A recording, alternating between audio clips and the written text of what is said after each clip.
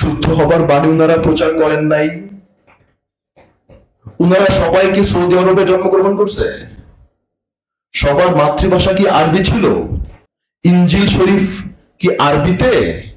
তাওরাত কি আরবিতে? জবুর কি আরবিতে? ওনারা আপনার নবী না, আপনার ইসলামের নবী না, তো ওনারা আরবি বলে না কেন?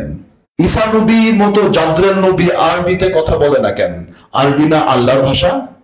ঈসা নবী তো আল্লাহর পয়গম্বর, উনি হিব্রুতে কথা বললেন কেন?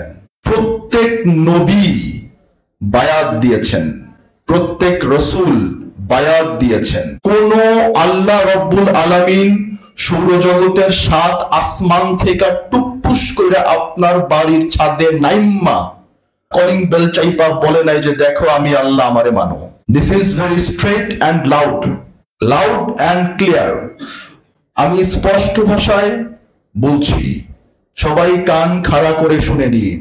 আপনার ঘরের সামনে যদি কেউ দাঁড়ায়, আপনার ঘরের সামনে যদি কেউ, আপনার ঘরের দরজা যদি কেউ কড়া নাড়ে, তিনি হচ্ছেন নবী এবং রাসূল। আপনার কর্ণকুহরে যদি আল্লাহর বাণী নিয়ে কেউ আসেন, আল্লাহর রাসূল।